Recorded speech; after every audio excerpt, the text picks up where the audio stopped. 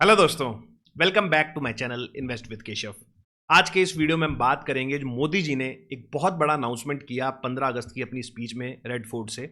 उसमें उन्होंने बताया कि बाय दिवाली, जो कमिंग दिवाली है, इसमें एक बहुत बड़ा बोनेंजा इंडियन गवर्नमेंट एक तरीके से लोगों को देने जा रही है कि जीएसटी के जो हमारे स्लैब्स हैं, जब ये जीएसटी आया था आज से 7-8 साल पहले, तो उसके अंदर 4 स्लैब्स इंट्रोड्यूस करे गए थे। एक था 5%, 12%, 18% और 28%।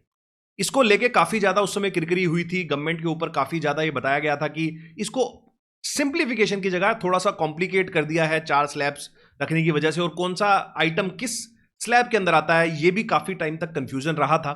लेकिन धीरे धीरे जैसे चीजें थोड़ी सेटल डाउन हुई, आज की डेट में जब हम बात करते हैं तो गवर्नमेंट लगभग मंथली बेसिस पर अगर आप बात करेंगे तो लगभग 2 लाख करोड़ का रेवेन्यू जीएसटी से हर महीने गवर्नमेंट को आता है। और साल की अगर आप बात करोगे तो 12-14 हजार करोड़, 12-14 लाख करोड़ का रेवेन्यू हर साल गवर्नमेंट एक तरीके से जीएसटी से कमाती है।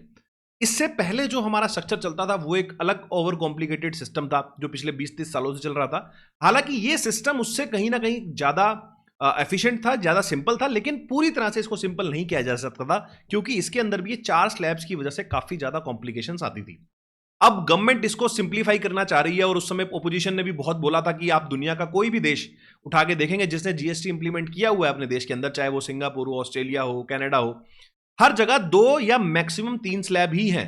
तो हमारे देश में इसको 4 स्लैब्स क्यों रखे गए हैं? और इवन बाद में एक 5वें स्लैब की भी बात हुई थी जो हालांकि आया नहीं था। तो अब ये जो नए स्लैब अब आने जा रहे हैं, जैसा कि अभी रिपोर्ट्स चल रही हैं, अभी कुछ भी फाइनलाइज नहीं है, बट जैसा कि रिपोर्ट्स चल रही हैं तो आप देखेंगे उसमें कि 2 स्लैब्स आपके हो जाएंगे। एक हो जाएगा आपका 5% और एक हो जाएगा 18%। ये आपके 2 मेन स्लैब रहेंगे और एक थर्ड स्लैब भी आ सकता है, जैसा अभी सुनने में आ रहा है, कुछ भी कंफर्मेशन नहीं है। वो होगा सीधा 40% का। तो अब होगा क्या, जो भी आपकी आइटम्स 12% में थी, जो मतलब एज ऑफ डेट 12% में है, वो आपकी 5% में आ जाएंगी। और 28% वाली जो आइटम है वो भी आपकी सारी ऑलमोस्ट 18% के अंदर आ जाएंगी।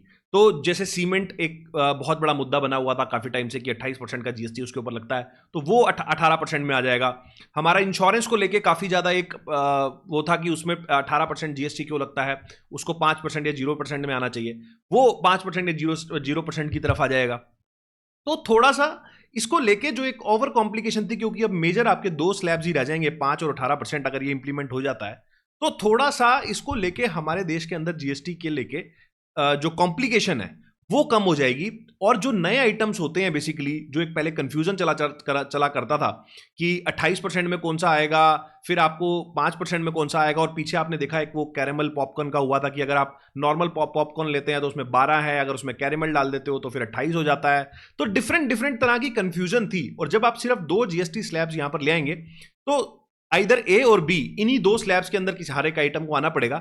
इसकी वजह से सिंप्लीफिकेशन आई थिंक बहुत ज्यादा बढ़ जाएगा।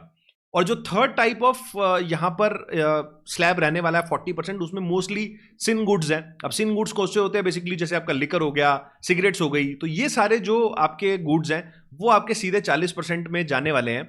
और बाकी सारी चीजें आपकी या तो 5% में आ जाएंगी या तो आपकी 18% में आ जाएंगी। तो ये ओवरऑल ये प्रपोजल ऐसा रखा जा रहा है गवर्नमेंट के आगे, ऐसा सुनने में आ रहा है। और अगर ऐसा हो जाता है तो मेरे हिसाब से इंडियन गवर्नमेंट का जो ये एक तरीके से सिंप्लीफिकेशन का तरीका है, ये बहुत अच्छा तरीका होगा। और जो विजन ये लोग लेके चल रहे हैं 2047 का कि हमें डेवलप्ड कंट्री बनना है, और इसमें ऐसा भी बताया जा रहा है कि ये आगे आने वाले टाइम में अगले जो ये एक तरीके से ये वाली चीज भी जब 2 सेटल डाउन हो जाएंगे तो इसको सिंगल एक तरीके से एक रेट के ऊपर कहीं ना कहीं सेटल करने का भी आने वाले टाइम में इसका प्रोग्राम रहेगा। तो आई थिंक ये बहुत अच्छी डायरेक्शन में चीज जा रही है। और जो लोग, मैं काफी लोगों को आज सुन रहा था, कुछ लोग बोल रहे हैं कि इससे कोई फायदा नहीं होगा, कुछ नहीं होगा, ये सेम ही चीज है।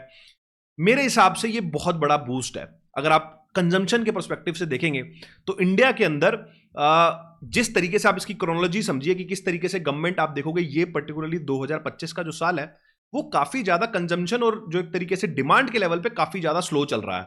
चाहे वो आप देखो किस तरीके से हमारे जो कंपनीज के रिजल्ट आ रहे हैं काफी लो आ रहे हैं, और एफएमसीजी कंपनीज भी आप उठाओगे तो वो भी यही बोल रहे हैं कि डिमांड नहीं है मार्केट के अंदर उतनी। इस वजह से डिमांड बहुत ज्यादा बढ़ सकती है आने वाले टाइम के अंदर। और अगर आप क्रोनोलॉजिकल इसको समझेंगे तो किस तरीके से पहले इन्होंने बजट के अंदर 12 लाख रुपए तक आपकी जो सैलरी इनकम थी, किसी भी तरीके की जो इनकम है वो टैक्स फ्री कर दी। उसके बाद इन्होंने आरबीआई ने जो रेट कट किया अपने पीछे देखा और उसके बाद लिक्विडिटी इंजेक्ट करी सीआरआर कट करके, जो कि बहुत कम करी जाती है, बहुत बड़े इवेंट्स पे करी जाती है, जब बहुत बड़े कोई स्लोडाउन के निशान होते हैं तब इस तरीके की चीजें करी जाती हैं, वो भी कर दिया। और अब ये थर्ड जो जीएसटी वाला भी अगर दिवाली के आसपास इंप्लीमेंट हो जाता है तो गवर्नमेंट का बहुत बड़ा पुश होगा एक तरीके से अपनी इकोनॉमी के अंदर कंजम्पशन बढ़ाने का। जिस तरीके से जब एक इंसान पैसा कमाएगा वो जीएसटी कम देगा, सैलरी पे उसका कोई इनकम टैक्स नहीं लगेगा 12 लाख रुपए तक, तो उसके हाथ में कहीं ना कहीं पैसा आने वाला है। जब उसके हाथ में पैसा आएगा तो वो इकोनॉमी में जाके डिमांड जनरेट करेगा, जो अभी बहुत लो चल रही है। अगर आप हमारे इन्फ्लेशन के नंबर्स भी देखेंगे तो आई थिंक 9 ईयर्स लो पे आ गए हैं, विच इज बिलो 2%। तो थोड़ी इन्फ्लेशन होना भी कहीं ना कहीं एक अच्छा होता है इकोनॉमी के अंदर, अगर कोई डेवलपिंग नेशन है। क्योंकि अगर डिमांड ही नहीं होगी आपकी इकोनॉमी के अंदर तो कोई माल क्यों बनाएगा। जब तक डिमांड जनरेट नहीं होगी तो कंपनीज कहीं ना कहीं मजबूर होंगी बैंक से कर्जा लेने के लिए या फिर नई फैक्ट्रीज लगाने के लिए। नई फैक्ट्री लगाने के बाद नए इंप्लॉयमेंट जनरेट होने के अवसर बनेंगे। तो एक तरीके से इकोनॉमी का चक्का चलता है अगर आप एक तरीके से एंड कंज्यूमर के हाथ में पैसा छोड़ते हैं। तो ये दोनों तीनों चीजें जो इन्होंने पिछले 2-3 साल में करी है, मेरे को ऐसा कई लोग सोच रहे होंगे कि ये सिर्फ जीएसटी का एक पुश है, ये जीएसटी का पुश नहीं है। एक तरीके से जीएसटी का पुश है, एक तरीके से इनकम टैक्स का पुश है और एक तरीके से आरबीआई भी साथ साथ लगा हुआ है। तो तीनों चारों चीजें जब आप कंबाइन करेंगे तो इसकी वजह से काफी ज्यादा पैसा कहीं ना कहीं इकोनॉमी के अंदर रुकने वाला है, जो कहीं ना कहीं अल्टीमेटली कंजम्पशन को बढ़ाएगा। अब हमारा जो मेन मोटिव रहता है इस चैनल के ऊपर वो रहता है कि इंपैक्ट ऑन स्टॉक मार्केट क्या रहेगा। तो मार्केट्स मेरे हिसाब से इस चीज को बहुत पॉजिटिवली लेने वाली है। मैं कोई डे टू डे की बात नहीं कर रहा कि कल मार्केट ऊपर चला जाएगा या परसों मार्केट ऊपर चला जाएगा।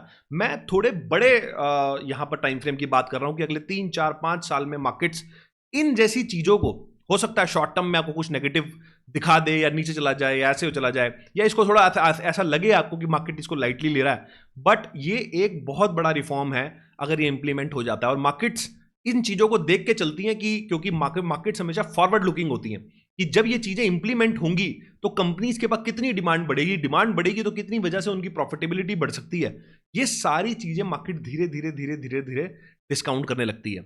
और इनकी वजह से जो पर्टिकुलर सेक्टर्स हैं, अगर आप देखोगे कंजम्पशन से जुड़े सेक्टर जो हैं वो काफी ज्यादा फायदे में रह सकते हैं। चाहे वो आपके ये जैसे क्विक कॉमर्स हो गया, ये वाले जो सेक्टर्स हो गए, इस तरह की कंपनीज होती हैं वो काफी बड़े फायदे में रह सकती हैं। सीमेंट जो एक 28% के स्लैब में था 18 में आ जाता है, तो उस इंडस्ट्री को पर्टिकुलरली काफी ज्यादा फायदा हो सकता है। उसके अलावा अगर आप देखोगे इंश्योरेंस जो हमारा सेक्टर था वो भी अगर उसमें वहां पर जीएसटी कम हो जाता है तो वो भी एक कहीं ना कहीं आम आदमी वहां पर भी अपना इन्वेस्टमेंट बढ़ाएगा। और ओवरऑल जीएसटी का एक जो स्टैंडर्ड स्ट्रक्चर होगा जिस वजह से अगर कम होगा तो ओवरऑल जितना मैं डेटा आज देख रहा था लगभग इनको 50,000 करोड़ रुपए का एस्टिमेट है कि इतना रेवेन्यू कम हो सकता है। और ये 50,000 करोड़ रुपए अगर आप देखोगे तो इकोनॉमी में जाने वाला है, जो घूम के कहीं ना कहीं चक्का घुमाएगा इकोनॉमी का, जिस वजह से डिमांड जनरेट होगी। और आप देखिए जॉब्स कितनी ज्यादा जनरेट हो सकती हैं जब ये पैसा लोगों के हाथ में आके एक तरीके से मार्केट में डिमांड जनरेट करेगा। तो मेरे हिसाब से ये कोई नेगेटिव होने का टाइम नहीं है। अगर आप इंडिया पे बेट कर रहे हैं तो ये सारी चीजें इंडिया को बहुत बड़ी बुल मार्केट के लिए तैयार कर रहे हैं, बहुत बड़ी एक ऐसी बुल मार्केट के लिए तैयार कर रहा है जहां पर आप डेवलपिंग नेशन से डेवलप्ड नेशन की तरफ जब जाते हैं तो इस तरीके की चीजें आपको धीरे धीरे स्टेप बाय स्टेप जब आप लेते हैं तब आपको आने वाले 10-20-25 साल की पिक्चर्स क्लियर होने लगती है कि किस डायरेक्शन में चीज जा रही है। और मोदी जी मेरे हिसाब से जिस हिसाब से काम कर रहे हैं, आई थिंक ये एक प्लान्ड मूव सा लगता है। ऐसा नहीं लगता कि दिन में जो समझ में आया वो कर दिया।